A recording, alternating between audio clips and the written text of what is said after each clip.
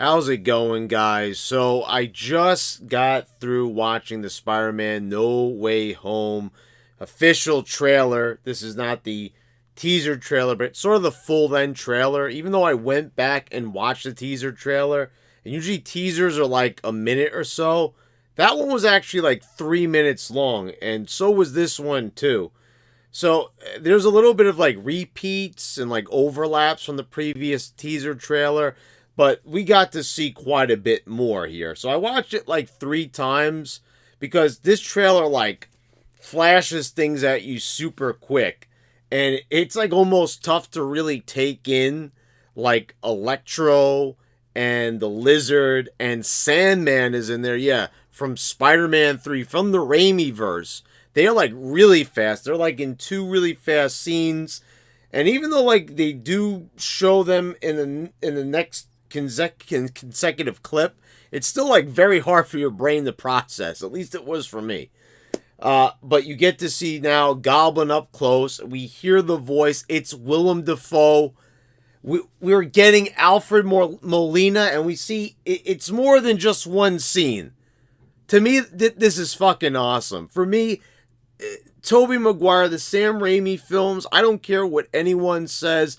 I'm even a fan of Spider-Man 3. That movie has its many charms, even if it wasn't the portrayal that I wanted in Venom. And you could go back and you could check my reviews of the past 2 Venom movies, the one that just came out recently, Let There Be Carnage. I said, like, I was not happy with the way Venom was portrayed in Spider-Man 3, but there were many elements of Spider-Man 3 that I did enjoy, and I do actually genuinely consider that to be a good movie, especially when you compare it to other superhero films. There's a reason why people still talk about that film today. It really left an impression on people, though negative, people still remember it. And I'm a bit surprised, actually, that they're kind of acknowledging the Amazing Spider-Man universe. Because to me, this is like, sort of like the moment Spider-Man Homecoming came out, it's almost like everyone just completely forgot about the Amazing Spider-Man. I remember watching the Amazing Spider-Man, and I was like, pretty okay with the first one. I remember actually really liking it, and then when I saw it again, it really just kind of felt very lukewarm to me. And Amazing Spider-Man 2, I did kind of enjoy the dynamic between Gwen Stacy and Peter Parker, and I just thought in general that Andrew Garfield played a decent Peter Parker. But Tobey Maguire, everyone talks about him being overly emotional, and I could even tell, Spider-Man, the way I see Spider-Man being is the way he was in the comics. So, Spider-Man from the 90s cartoon, no Spider-Man has had the perfect interpretation. No Spider-Man on film has really done Spider-Man justice. Let's face it, Tom Holland is overly goofy.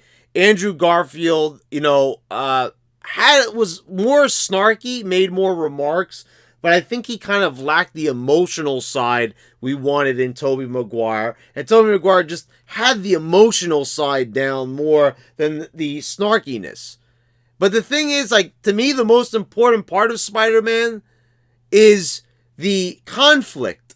And to me, if you're going to lack something and have an advantage over others, I'd rather it be the most defining trait of the character. So for me, it's always going to be Tobey Maguire. And the Raimi universe was it was a universe where it didn't have to be super dark and super grimy, and it didn't also have to be la la la, happy and overly campy. And at times, I have to thank my dad for pointing this out.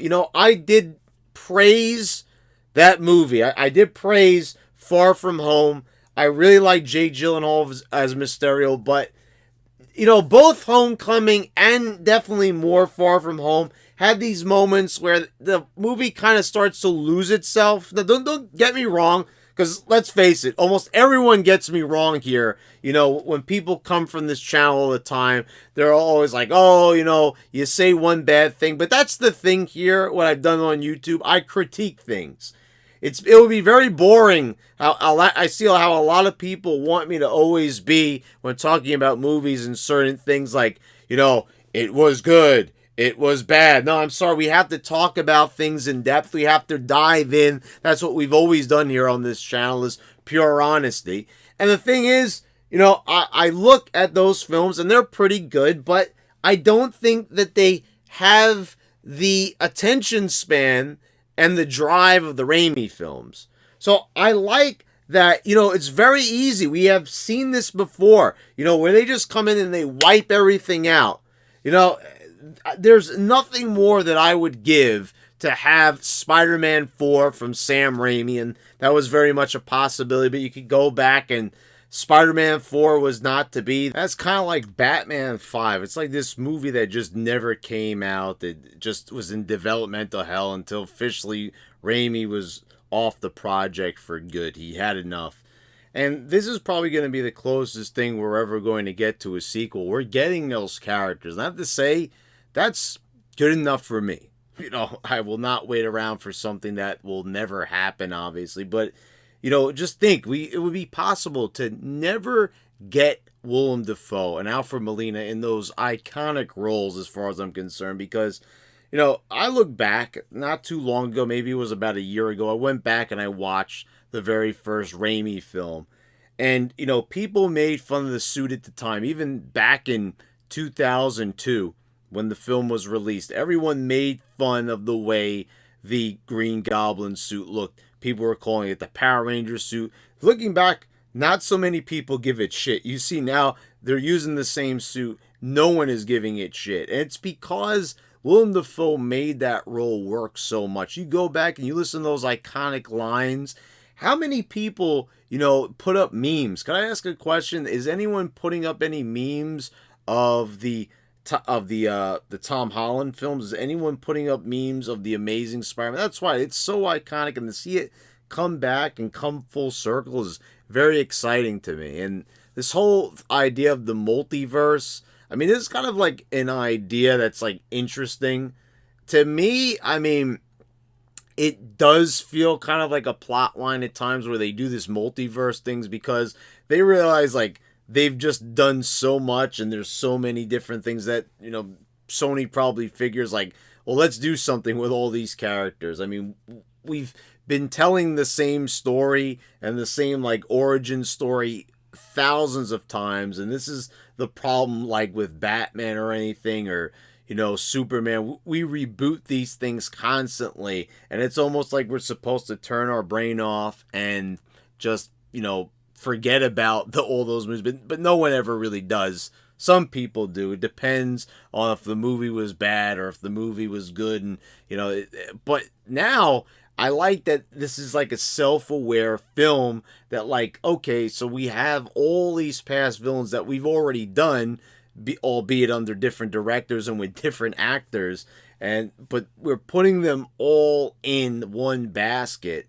And I remember people used to complain about this back in the day. This was the big complaint about Spider-Man 3, too many villains. And I did agree, if you're going to do Venom, you probably should have him in his own film. We shouldn't be having Sandman in there and also having Harry Osborn try to be the second coming of the Green Goblin all at the same time. But somehow that all worked in some way, not as much as I'd want it to, but if you really do watch it, the movie does have a beginning, middle, and end that works quite well, which is one of the reasons why that movie doesn't really feel messy to me. It doesn't feel messy. It feels like a movie that should have been developed better, maybe give it a little bit more thought to these characters, but it was almost like, Raimi had a lot of ideas and he kind of just put his eggs all in one basket and tried to make it, bigger than it really should have been. But for the most part, to me, it's still entertaining all these years later. But now we're obviously going to get Venom. He's not in this trailer, but if you saw the end credits of Let There Be Carnage, you know that he is going to end up in this universe. And so there's a lot of different possibilities. As I saw, this movie is planning to be 2.5 hours. I'm really not a big fan of that running time, to be quite honest. That is just something that I feel is just like absurdly long. Uh, like I said, Endgame, a good movie, definitely a movie that deserves attention. It deserves a viewing, like I said, but upon especially the second viewing of that film, I have to say, like, it is an overly long film. It is a film that definitely could have benefited from some very, very casual editing. There was a lot of bits and pieces, and the funny thing is, like, this is just how the Marvel fans are. Like a lot of times, like, guys, I'm a Marvel fan, but let's be quite honest. You're like, I don't see enough criticism of these films when, if you really sit back and watch, there's tons of criticism you could give to these films. And you look back at, like, Age of Ultron, all these Civil War, these movies going like 2.5 hours, so much fluff and not even enough story to really warrant anywhere close to those times. There's like, but everyone just kind of just keeps on watching these movies and acts like they're just genuinely perfect. And I'm always floored all the time by just how people give so much shit to other films, and then when you've got Marvel, which is pretty blatantly flawed in a lot of ways in a lot of their films, and they just kind of just sit back and act like everything's just perfectly fine. But I've got a really good feeling about this film more than a lot of the other films. This is, to me, like a very interesting premise. This is something where, we're going to be seeing something that's pretty unprecedented. If to the best of my knowledge, I've never seen anything with this, because there hasn't probably been a company this big like Sony, where they're going to be bringing in all these different characters from all the different timelines and all the different years. And it's very exciting. And the thing is, I kind of do like that concept of, like, my Spider-Man is going to be with another person's generation Spider-Man, who's Andrew Garfield, and you're also going to have, like, the younger crowd. And even there is people my age too who like Tom Holland. I don't agree with them at all, and I'm always confused by, like, how certain people can identify with, like, that younger looking Peter Parker, because that's really, like, the biggest problem I had with Holland. I feel like he's too young looking for the role, and yeah, he's definitely maturing up more, but, like, I was always floored by, like, that's who they picked for the first bit. But now he's kind of grown on me. I've accepted him as Peter Parker. He's definitely not my favorite, but it'll be interesting to see all these Peter Parkers together and the interactions that they're going to do. Like I said, it hasn't been shown. It's kind of weird how this came about. Like, there really was no official confirmation that there was going to be a Tobey Maguire and Andrew Garfield cameo. Like, I don't know. You'd really have to go down the rabbit hole of the internet and find out, like, where that rumor started, how that information leaked, and, like, there has really been no official announcement from, like, Marvel or Sony or any of those properties, like, confirming that is what's going to happen. But, somehow we saw these villains, and we, it's kind of like assuming. Wouldn't it be funny if they didn't show up? Man, that would cause a lot of backlash. But yeah, anyway, I'm really looking forward to this film. Just wanted to throw my other thoughts in here in case anyone was curious. It's been a while since we've talked any Spider-Man here on this channel. I did review the teaser 2 months ago, but besides that, and if you want to count the Let There Be Carnage review, but we haven't talked about, like, main, like, Spider-Man films in a long time, like, at length, and go back and talk about, like, the Tobey Maguire films. And it's been a long time since we talked about anything with the Amazing Spider-Man films. So yeah, hope you guys all enjoyed the video. Let me know what you think down in the comments down below. Do you think this movie is going to be great? Do you think it's going to be a bomb? I'm expecting it to be pretty good. I'll be very surprised if I end up disliking it in the end, especially with the fact that you have William fucking Dafoe in it and Alfred Molina, two of the greatest villains of any superhero movie as far as I'm concerned.